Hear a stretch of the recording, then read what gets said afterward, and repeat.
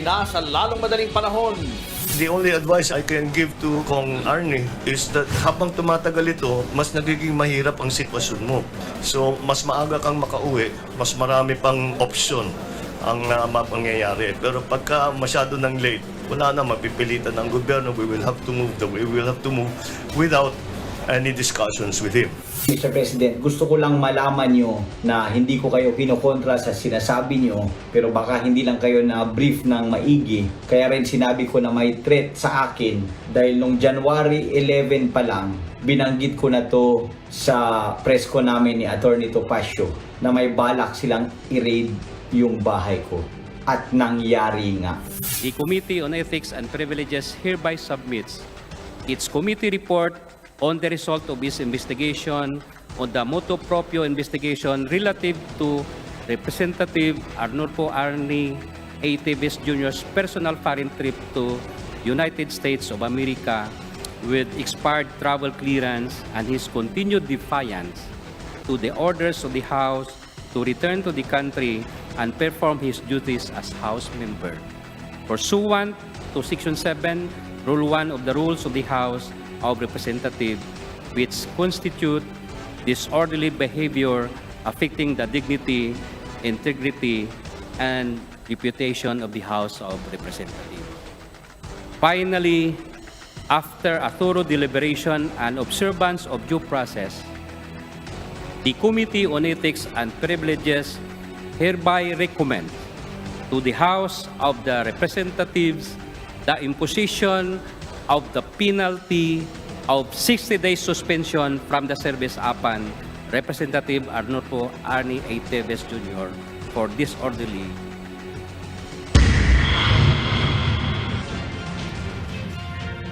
The House of Representatives sanctions one of its own for defying orders to show up in the lower chamber. Negros Oriental Congressman Arnulfo Tevez is suspended for 60 days. The lawmaker is facing complaints for a string of murders in his province. He's also being tagged but is not yet charged for owning illegal firearms and for allegedly masterminding the killing of Negros Oriental Governor Roel Degamo. Now Tevez is crying persecution. How will this end? We discuss in this episode of the Chiefs.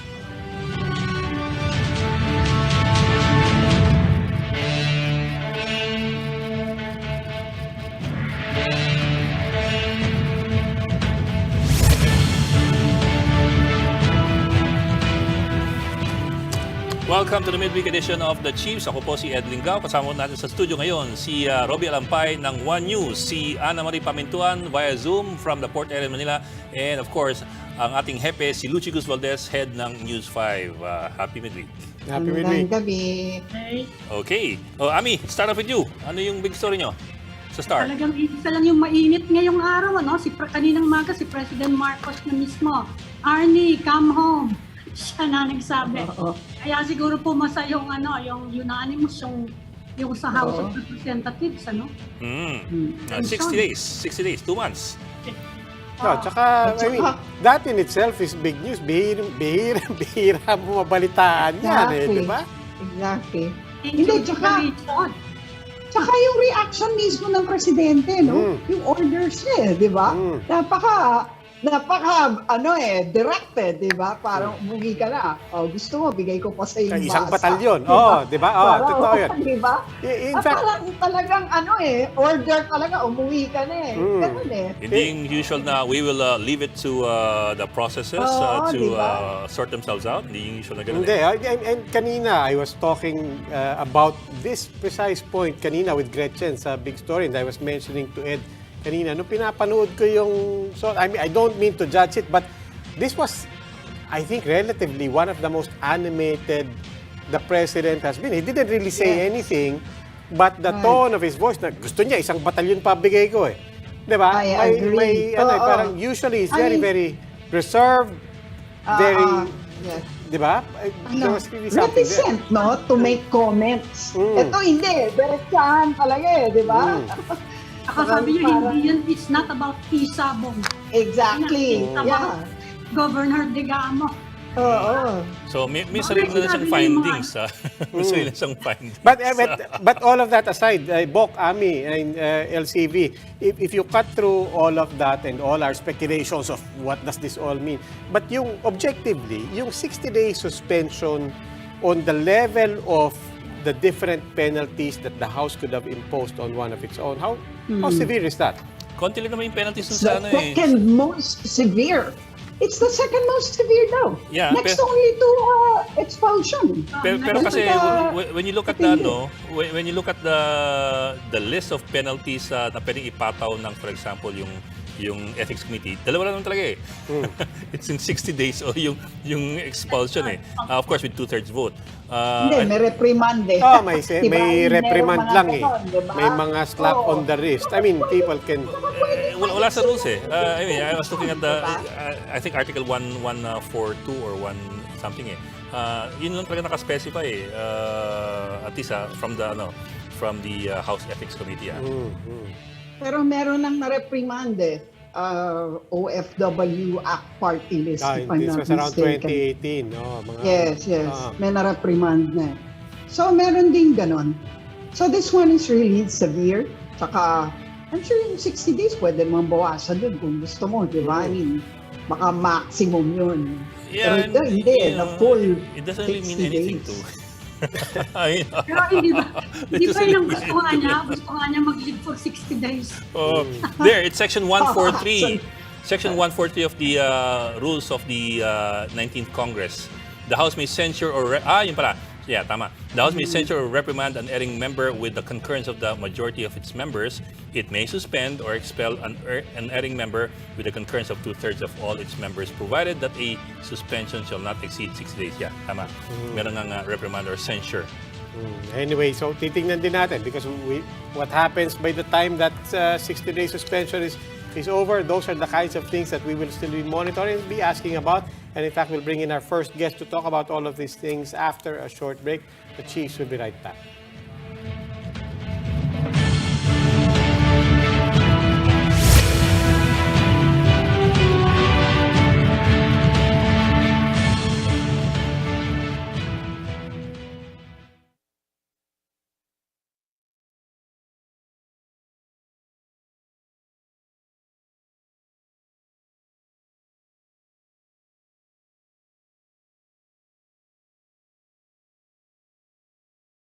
Bongalon.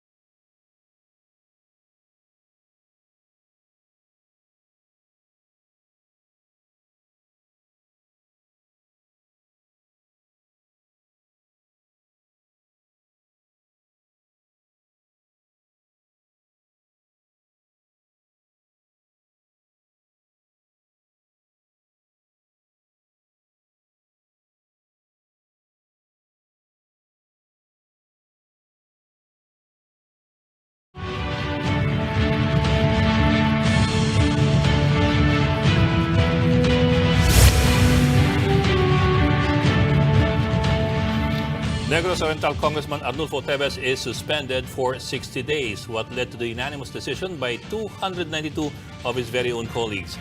And joining us on the program, Congressman Raul Angelo Bongalon, member of the House Committee on Ethics and Privileges. Magandang gabi, Congressman, and welcome to the Chiefs. Magandang gabi, Good evening, sir. Magandang gabi po. rin po sa nakikinig po sa inyong program.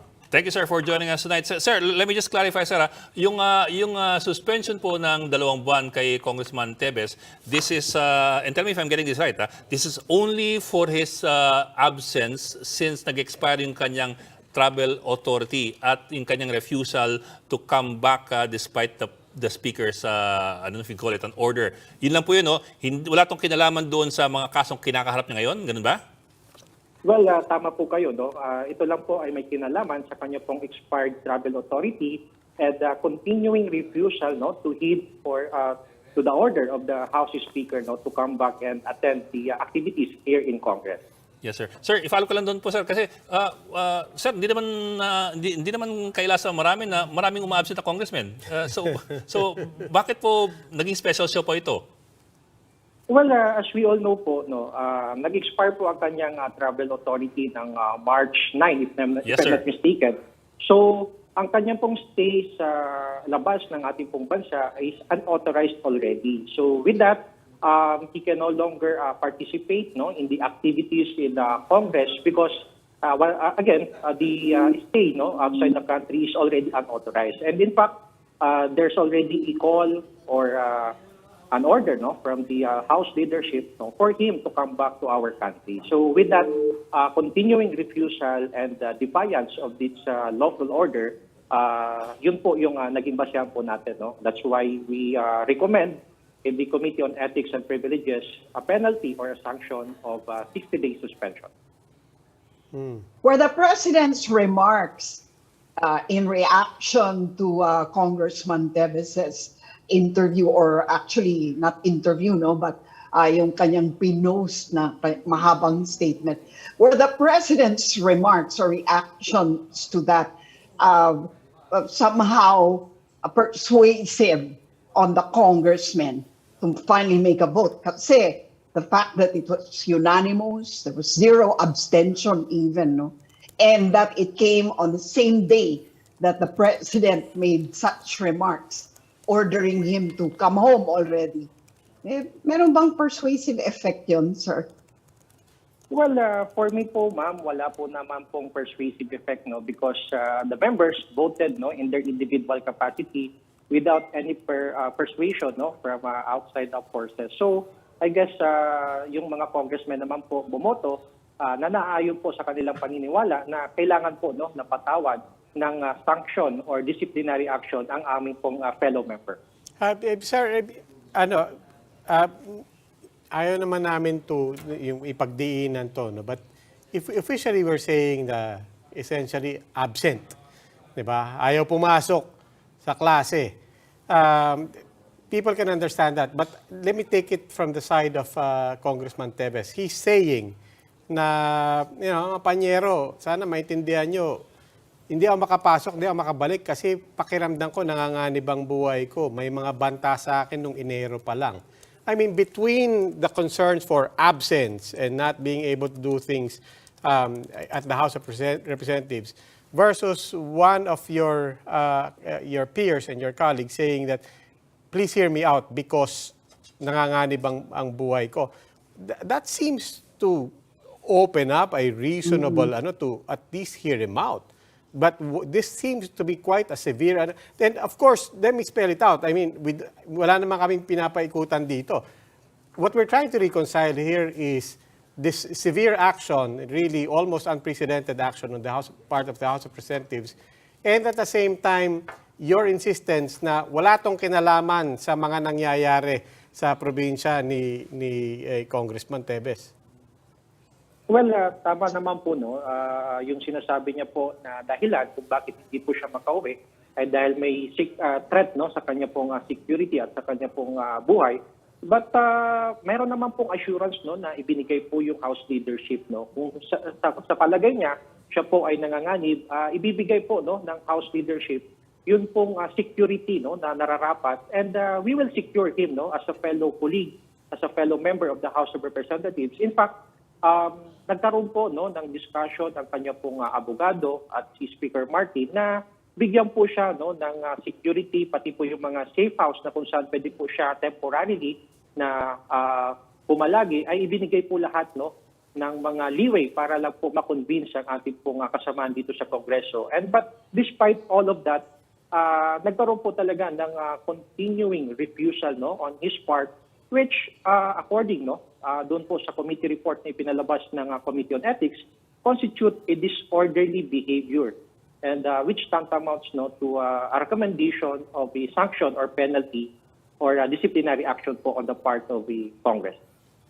Congressman, can you cite precedents for other cases na nag-sanction kayo ng member ng House for disorderly behavior? Kasi parang nagugulat ang mga tao kung paano nangyari ito. Yes po. If I'm not mistaken po, meron pong isang miyembro, no, ng Kamara na kung saan pinatawan po ng 15-month suspension. At yan po mismo ay inaktuhan ng House of Representatives, and there are also cases wherein yung Committee on Ethics and Privileges recommended sanctions to a fellow member, pero yung iba naman po ay hindi po na-implement or natuloy sapagkat hindi po na-actionan ng House Plenary. So kung hindi po ako nagkakamali, in the case of Osmeña, he was sanctioned for a 15-month suspension base po sa record ng Committee on Ethics and Privileges. Pero Sino sir, po yung Osmeña na yon? Kung hindi po ako nagkakamali, ma'am, Sergio Osmeña po. I'm sorry, I'm not familiar with the names po because this Yes. happened several congresses previously po. Saka ano kaya yung disorderly conduct na yon? Yung ba yung yung nagsalita siya ng matagal, ayaw tumigil, yung ba yon? Hindi po. Filibuster. The accusation is regarding a bribery with the office of the president. So yun po yung detalye na nai-inform po sa amin in cases or yung mga previous history po na kung saan nagkaroon po ng suspension ang ating pong fellow colleague dito sa Kongreso. well, sir, that certainly does sound like a grave accusation. But, pero, sir, in this case, we are actually looking at a question of attendance. No, I did a quick look around. In the 18th Congress, in the first 2 or 3 months, there was an 82% attendance in the lower chamber. That means 8 out of every 10 congressmen lang ang nag-attend, meaning almost 2 out of every 10 were also absent. So that also does raise the valid point of Mr. Tebes na so bakit siya 2 months kagad samantalang mukhang kalakalan talaga yon. Well, yes po, regarding naman po sa the proper determination of what really constitute disorderly behavior that would warrant an imposition of penalty or suspension for 2 months. Malinaw po naman po sa ating saligang batas na binibigyan po tayo ng kapangyarihan Yes, sir. to suspend fellow member which will not exceed 60 days po. Pero base nga po Yes, dito sir, sa that's clear. committee report na kung sinabi, the Constitution did not define the term disorderly behavior for a purpose. In fact, it rests upon Congress to determine what constitutes disorderly behavior based on the circumstances of the case. So, napagkasunduan po ng komitiba at inaprobahan po kanina ng plenaryo na it constitutes a disorderly behavior and warrants a penalty of 2-month suspension. Sige po. Congressman, why did you not even give him a chance to explain himself when he was offering to make a privileged speech via Zoom to explain why he could not come home? Why was he not given that chance? Well, based on the rules po, since his travel authority already expired last March 9, 2023, his travel outside our country is already unauthorized by the Congress. So meaning to say, if his travel is no longer authorized by the House of Representatives, he cannot participate in any exercise here in Congress. That's why there was a refusal or denial for him to participate in the session, particularly in delivering the privilege speech and also to hear his side during the committee session of the Committee on Ethics and Privileges. Okay. In the meantime po, Congressman, suspended for 60 days. Nandito na po tayo. What else might happen to Congressman Tevez? Let's say, for example, maglapse yung 60 days and he's still nowhere near coming back either to the Philippines or back to work in Congress. Well, probably we will act on the lapse of the suspension of the 60-day suspension. But as we all know, the camp of Governor Digamo is also planning to file a case or a complaint against him with a prayer of expulsion. So right now, wala pa naman po tayong natatanggap sa Committee on Ethics na official complaint or verified complaint from the camp of the Digamos. So we'll see, we'll cross the bridge when we get there po after the expiration of the 60-day period. Congressman, can you take us through the process of expulsion? Kasi sinasabi ngayon ng ibang tao, hindi nga ba yan ang gusto ni Congressman Tevez na magbakasyon muna ng 60 days actually? So this is a graduated penalty ba na after suspension, ang susunod ng parusa mo, pag hindi ka pa rin umuwi, expel ka na namin. Ganun ba yun? We cannot speculate, no, at this very early. But the procedure is, of course, if there is a verified complaint, no, received by the Office of the Speaker or the House of Representatives or the Committee on Ethics and Privileges, so the committee will act on it, no, and will call for a hearing and will give, no, the erring member of the House of Representatives the opportunity to answer, and the committee will also hear his side regarding the complaint, and then the committee will decide on it and will make a committee report wherein nandun po ang recommendation ng committee and will impose disciplinary actions. And under our rules, meron pong 6, no, na pwede pong pagpilian ang ating pong komitiba. Una, admonition; pangalawa, reprimand; pangatlo, censure; pang-apat, suspension for not more than 60 days; and panglima po, expulsion and other disciplinary action that the committee may determine. No? So yun po yung mga pwedeng penalties na pwede pong ipataw sa isang erring member. Okay, in the meantime, Congressman, as we said, we've been tackling this purely from the context that the House of Representatives is invoking, the performance of his duties, his conduct, and so on. But let's bring in the larger context here. He's wanted for murder in 2019. He's being linked to the murder of Governor Digamo. At what point does the House of Representatives take cognizance, at the very least, of what's happening to Congressman Teves and the different things that he's being linked to? Well, as of today, no, wherein the Congress has already decided to suspend a fellow member. But we'll see, no, in the coming days, no, as the progress in the case of the Digamo, no, we'll see, no, kung what will be the action of the House of Representatives. In fact, alam naman po natin na ngayon po yung araw ng huling araw, no, ng sesyon ng mababang kapulungan. Pero yung committee naman po ay malaya at meron pong otoridad na mag-continue ng kanila pong authority, no, to hear and conduct committee hearings. So kung meron pa pong mga darating na mga complaints, no, regarding dito po sa aming kasamahan, so the committee can take cognizance of whatever complaints, no, that we will be receiving in the next few days. Sir, it's interesting that you brought up the case of Congressman Sergio Osmeña because I also did a quick look up. It turns out that it's quite unusual kasi he was suspended for a privileged speech he delivered on June 23, 1960.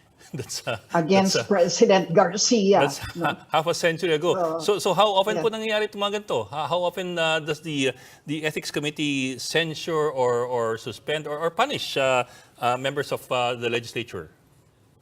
Well, as pinag-aralan naman po natin yung history nito pong Committee on Ethics. So far, yan pa lang naman po ang nagkaroon ng desisyon ang komitiba at ang House of Representatives na i-sanction, no, ang fellow member. Pero ito po yung after that, yung pong mga sumunod na mga congresses ay wala naman na po, no, na pagdesisyonan, no, ang komitiba patungkol po sa pag-deliver, no, ng mga privileged speeches. Yung iba po ay may kinalaman sa mga criminal aspects, no, kung saan nagkaroon po ng complaints laban sa ating pong mga kasamaan dito sa Kongreso. Pero just for the record, Congressman, wala pa bang ibang congressman na nag-extend ng kanilang travel authority beyond the date that they had declared? Wala bang ganong president or mga medyo nag-awol maybe just for 1 or 2 days at hinabol na lang yung application for leave after they return? Wala bang ganong mga case? I'm just curious. Well, So I'm trying to see how severe. Yes po. Well, Go ahead, base po, no, sa kwento na akin po narinig, meron naman po, no, ng mga extensions na ginagrant dahil lalong-lalo na po kung medical reasons ang kanilang pong justification. So kung base po kasi sa rule, kung wala ka pong mai-present na justifiable reason, so of course, the Secretary General and the House of Representatives will not grant the extension of the issuance of the travel authority. So, yun po yung akin lang po no, na alam na mga situation or cases as regards the travel authority po na ibinibigay sa mga kasamaan dito sa Kongreso na lumalabas po sa ating bansa. Congressman, ano pang mga actions might constitute disorderly behavior that might warrant suspension by the House Committee? Well, ang basihan po naman po is Section 142, no, yung Code of Conduct. So, very big naman po yung term na disorderly behavior. So, it will be on a case-to-case basis na kung saan dapat ang sinasabi po dito sa rules po natin that a member shall act at all times in a manner that shall reflect creditably on the House. So, yun po yung malinaw na rule na kung saan dapat ang mga actuations at ang conduct ng ating pong kasamaan dito sa mababang kupulungan dapat in favor or should be in a positive character. So, kung yung kabaliktaran po no, ng mga actuations na it will not creditably in favor of the House, so probably that will constitute a disorderly behavior. So not necessarily naman na may final na criminal case against your member kasi maraming ganyan mga membro nyo na pinapile ng mga ganyang kaso, iba-iba eh. Yes That's not po. necessarily. Yes po, not necessarily that a case is filed against a fellow member, especially if it is criminal case, because we do have a presumption of innocence and we abide by that presumption. So, sir, in Hindi other words, hindi nga ba yan ang ini-invoke ni Congressman Tevez na presumption of innocence? Hindi ba yan ang ini-invoke nga niya?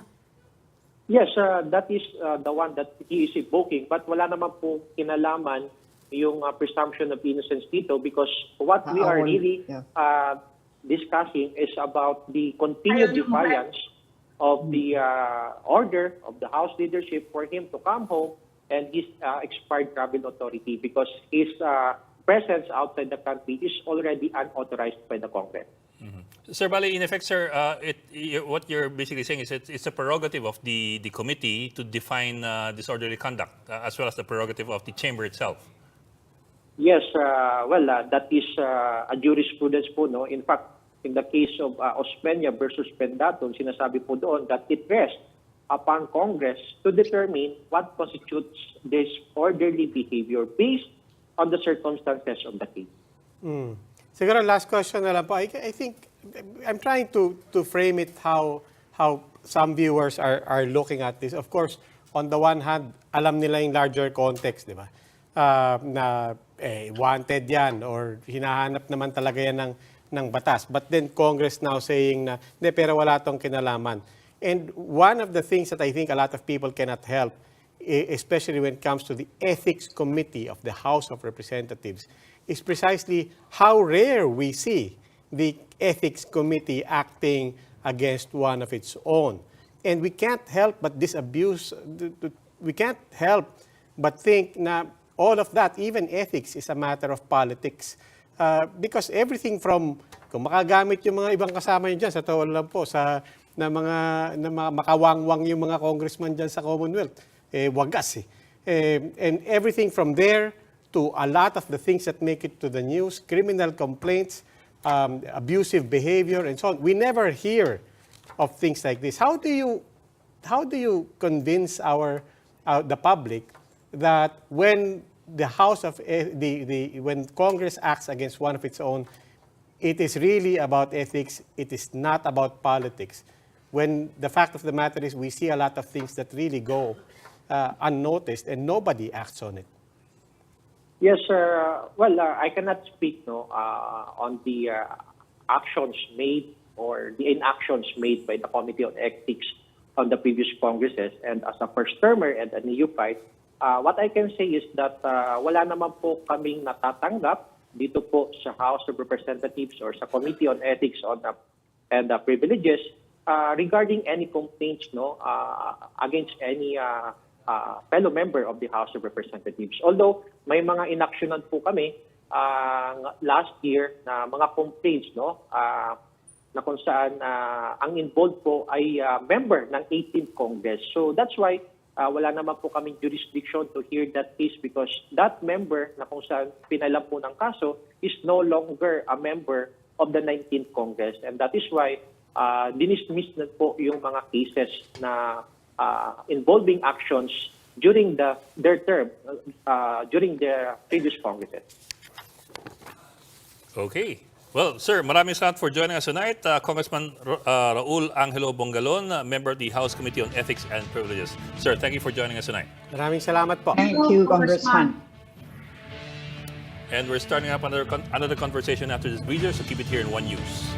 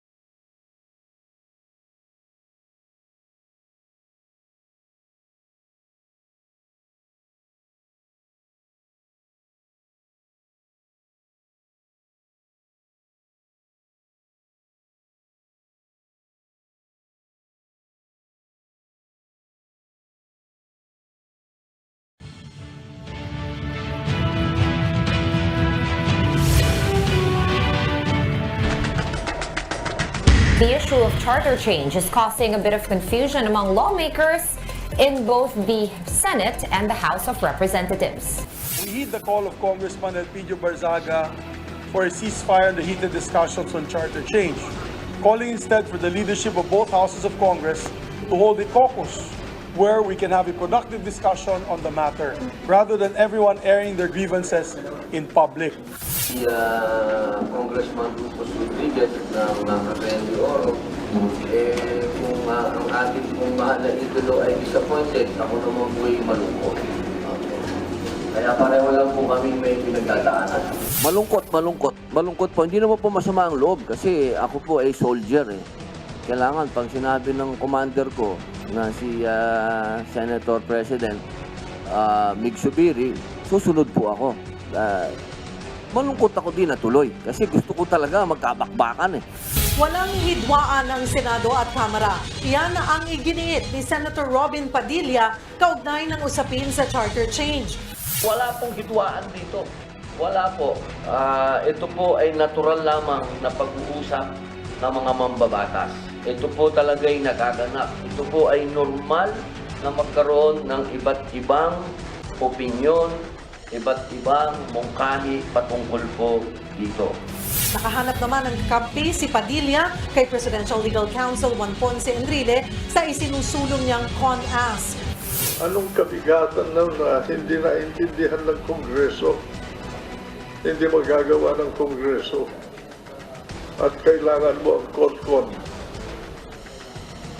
My God, for such a small clause, to spend billions to change it is foolish. My God, we're not that rich to be throwing away money. Some congressmen and senators have been trading barbs over proposals to amend the 1987 Constitution. Where is all of this headed? Let's speak with former Senate President Franklin Drilon. Senator Drilon, good evening. Welcome back to the Chiefs. Good evening, sir. Senator. It's always a pleasure sharing ideas with you. Always a pleasure to have you with us. Kompleto po tayo ulit. Full attendance tayo.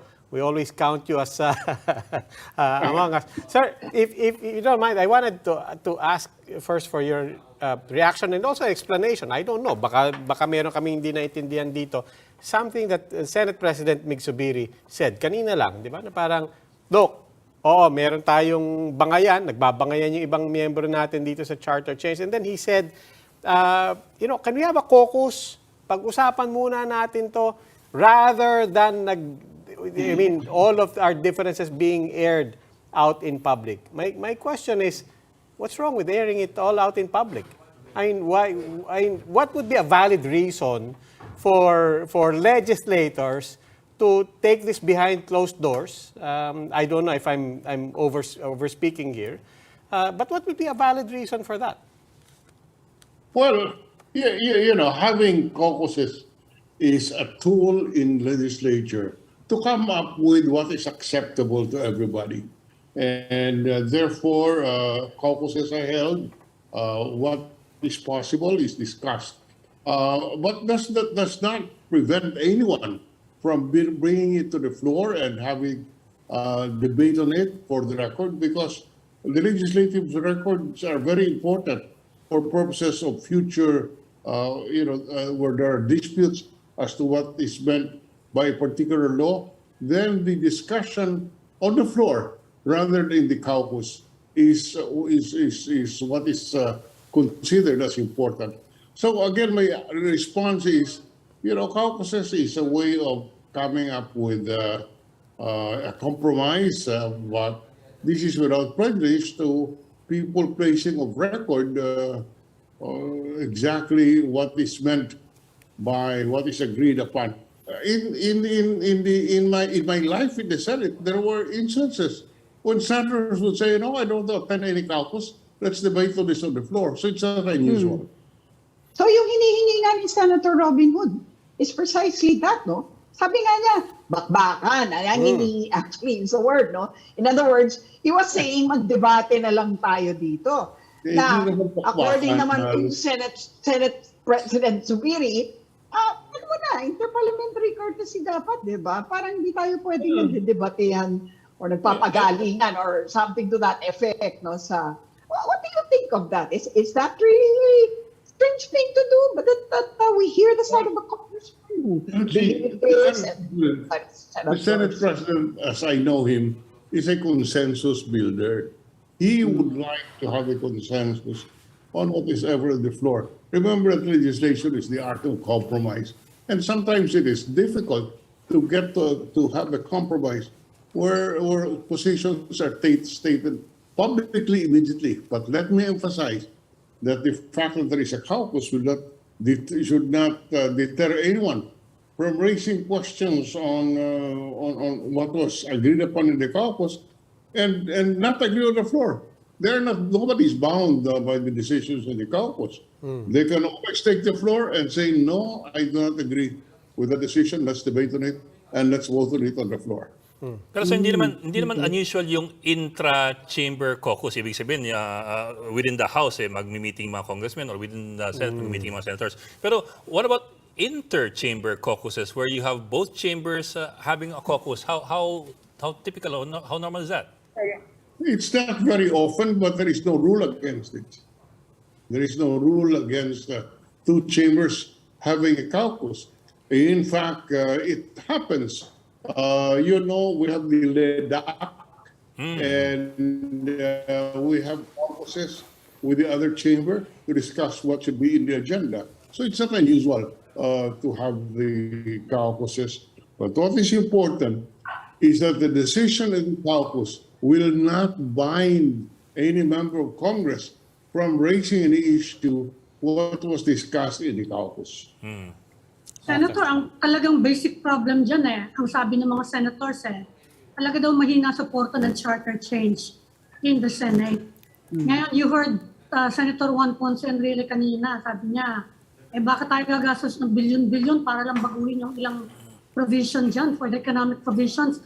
I remember he and when Sonny Belmonte was speaker, they were proposing changing some portions of the Constitution by way of through legislation only. Yun yung kanilang proposal at the time. What are your views on not completely rewriting but amending the economic provisions? Okay ba yung CONCOD? Yes, thank you for that question, because I'd like to take this opportunity to expose to the public exactly where we are, in my view. Firstly, our situation is that there is no trust on our members of Congress. Yes. Pag politiko po ang nagsalita, ay talagang ayaw ng taong bayan, no matter what. So that's the first issue that you have to hurdle. The trust of the people on politicians. Number two, the trust of the chambers on each other. You see, the House has a greater number, and one of the issues is in a con-us, do we vote separately or jointly? Obviously, when you vote jointly as Congress, then the Senate becomes irrelevant. So that is why the Senate has been resisting such a situation, because the Senate can become irrelevant with joint voting. There is no question in my mind, Avi, that there is need to amend. This is one of the longest constitutions that we have in the world.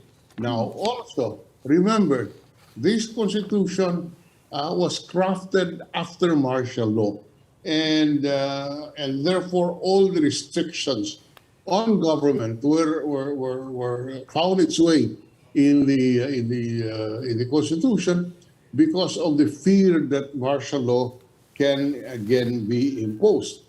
Now, insofar as the so-called economic provisions are concerned, Sonny Belmonte and I were the one pushing this, I think, in the 17th Congress, when we added the phrase, unless otherwise provided by law. And in fact, I was proposing that we follow the ordinary process of legislation, except for one, that it be by supermajority, 3/4 vote, and it be submitted to ratification by the people.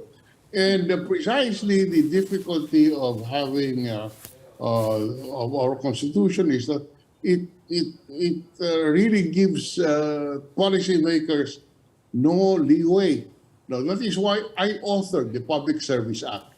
I wrote that law in order to avoid amending the Constitution, at the same time liberalize our investment climate. I authored the Retail Trade Nationalization Law in order again to allow a more liberal interpretation. That is why the phrase "unless otherwise provided by law" will give leeway for the amendments where the provision is no longer consistent with the times. Because really there is need really to review. For example, you guys are in mass media.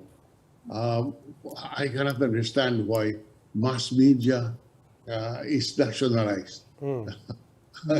Why mass media is nationalized?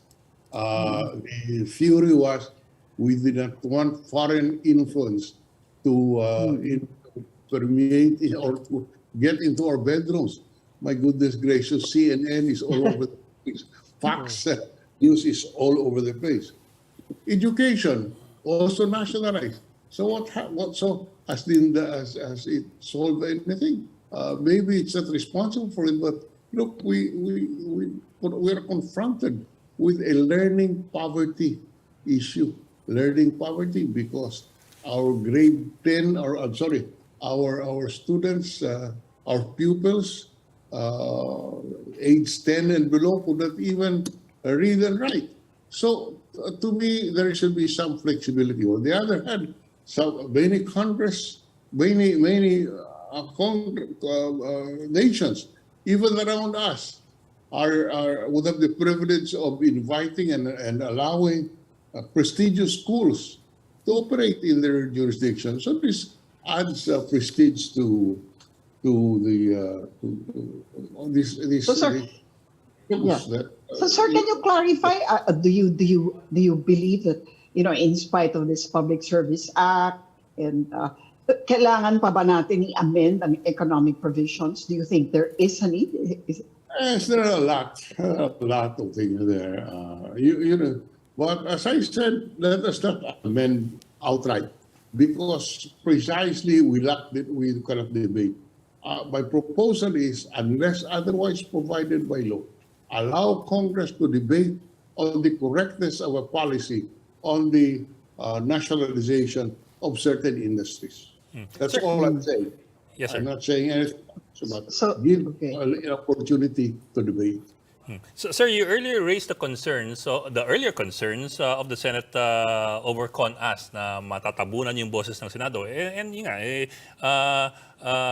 that's always been in the back of everybody's mind. Pero it seems to have, we seem to have seen a reversal of things eh. Kasi now it's the lower chamber that wants con, and several senators more open to CONAS because more because of the costing. Than anything else. So I'm wondering, was there anything that changed in the interpretation of the constitutional provisions on CONAS? Although it's not really mentioned in the Constitution as CONAS, but you know, was there any change in the way that was going to be interpreted, whether it's separately or jointly? The voting, I mean. No, I don't. You know, tomorrow you might see a change in the positions of Congress of both houses. So it's extremely difficult to fathom why this one mode is preferred over the other. What I'm saying is, you know, in the 1950s, we were the second biggest economy after Japan. You know, I would like to think that the Constitution had nothing to do with it. It was the fact that we had a better system before. Corruption was held to a minimum. In other words, the amendment in the Constitution is not the be-all and end-all. It's not the panacea to everything. Yeah, but precisely, sir, I mean, everybody for the longest time have been saying that hindi, yung mga interest naman to, I mean, it seems like the safest space for anybody to advocate for charter change, to say na, no, it's going to be about the economy. But as you pointed out, you could pass the Public Service Act. And at the same time, a lot of surveys of the private sector says that actually we can do a lot, not even with new laws. We can do a lot just with ease of doing business, just by curbing corruption and so on. The point being that if it's not the economy, actually, that's the real argument here, then isn't it inescapable that obviously the agenda now is about the political structures and the setup of our government? Well, and that's part of the mistrust on politicians. The public feels that ito kunyari lamang economic provision. But ang dulo nito, alisin yung term limits. Ang dulo nito, pahabain ang term ng mga members of Congress. So that is the basic mistrust that I earlier pointed out. And that's why it's not easy. It's not easy to amend the Constitution because of the environment that we are operating in today. But what do you think about Congress's, I mean the lower houses, resolution to just go on with a con?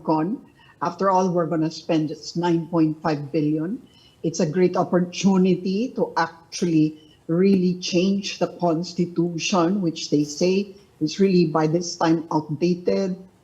It's worth the 9.5 billion that it will cost to actually, finance the con and then the ratification, all the way to ratification.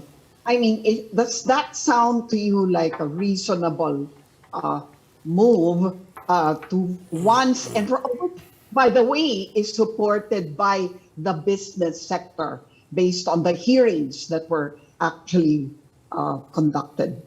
Lucy, ang mahirap sa katayuan natin, walang tiwala po ang tao bayan sa mga politiko. Yan po ang katunayan at takot na pag nagkaroon ng konkon, bubuksan mo ang buong saligang batas at kung ano-ano makapasok dyan ng mga interest. Kaya there is such a resistance for a konkon because it opens everything. Let me emphasize, Lucy, that a con or a con-as cannot be limited only to the economic provisions. It opens Yes, I know. Yes, but this one, I think, this is how they reason it's going to be different. It's going to be hybrid. People will vote for the delegates. So, assuredly, at least from their point of view, it's the people who will choose the ones they trust to amend. As I said, Comments, please.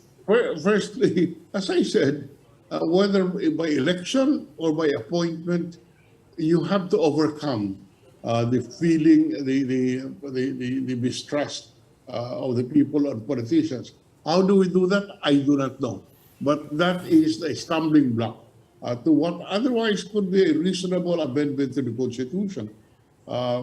People fear that the term limits will be lifted. One senator already said, let's abolish the party list system. So, it's not conducive to a good dialogue. So, that is the reality. Senator, yung pinanggit nyo na charter change through legislation, it's an easy and affordable way of changing some provisions. Ang sabi naman ng iba, hindi daw ganun our constitution is not designed to be amended so easily. Ano naman masasabi nyo about that comment? Tama po yan. Kaya lalagyan ng unless otherwise provided by law because it is so difficult to amend the Constitution. Remember that in this day and age, you must have a dynamic document. Hindi po pwedeng, you get tied down and cannot react quickly to situations. That is why the proposal is place that unless otherwise provided by law and therefore allow Congress to craft the correct policy. Alam mo, Ami, in mature democracies, wala ba lang constitution? Hindi ba? Senator, propose that mode. Ano yung objection? Bakit hindi natuloy? Kasi both you and the Speaker of the House were supporting that mode of amending the Constitution. Bakit hindi natuloy? Well, hindi ko na po maalala. But again, I can't really recall how it was overtaken by events. It lost its steam again because pagdating sa amendment sa Constitution, nobody is keen about it. So it must have lost its steam. I cannot remember anymore why it did. Senator, last question na lang po. Sabi niyo po, the Senate President, Mig Zubiri, is a consensus builder. Given everything that you've outlined, where the lines are drawn on modality, on trying to limit what we're going to talk about in charter change, and all the contentious issues here, what would be some talking points? What would be some areas where it's even possible to build consensus? Well, for example, they can discuss how there can be an assurance that the House will not overwhelm the Senate by their numbers. And before I forget, Ed, remember the Supreme Court is there. And even if the two houses of Congress say, we vote separately, the Supreme Court can say, no, the Constitution does not allow voting separately. Because it talks about Congress, and therefore it should vote jointly.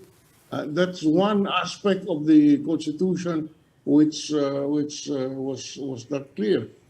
In the old Constitution, in the 1935 Constitution, it says voting separately. Here, that voting separately clause was not incorporated. So there is even a legal issue. And again, the Supreme Court would be the one to resolve all of this. So this journey is... Habang proseso. Mahirap na proseso dito, ha? Sir, last question na, sir. Kasi you made a strong point kanina about this or mistrust for politicians. But whether it's con-con or con-as, we will have to overcome the existing political structures on the ground, in the district levels. The district level, these are the same political families that also have control over Congress. So whether you elect them again via con-con or you just have the congressmen and senators go con-as, you basically have the same problem. Yes. So what's the solution there? What's the best method? I do not know, Ed. What is the solution? I am just stating what I see to be a fact on the ground. How the solution will come out, I'm sure there will be a solution, but we have to think it out. Those who are pushing for the amendment would have to grapple with this reality. Okay. And I repeat, the Supreme Court is there, and they can throw away all the agreements if they say that it's not consistent with the Constitution. And I heard you earlier about the problem of Congressman Teves. You know, the Supreme Court can intervene and say that, you, Mr. Congress, you gravely abused your discretion. And in the course of your discussion, you kept on citing precedent, what happened in the past. And these are precedents which the Supreme Court may look at, because this is a new power of the Supreme Court under the 1987 Constitution, the power to correct actions of the other branches of the government for grave abuse of discretion. This was not in the old Constitution. So here again, I was just listening, and they have to contend with that.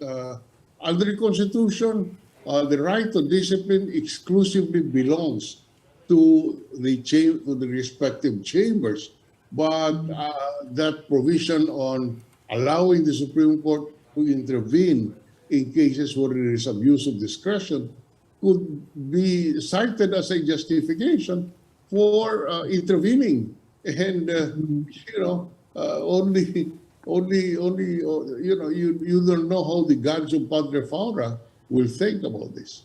Okay. Senator Drilon, we will have to have you back for another discussion on that. In the meantime, sir, nawala naman tayo, nabusan na naman tayo ng oras, but it's always a privilege and an honor, sir, to have you with us. Thank you, sir. Thank you, sir. Pleasure. Thank you very much for having me tonight. Former Senate President Franklin Drilon. And that's all we have for the Chiefs. We hope what was discussed will keep the conversation going. I'm Robbie Alampay. I'm Mami Pamintuan of the Philippine Star. I'm Lucy Cruz Valdez of News 5. I'm Ed Lingao. We are One News, all sides, all the time.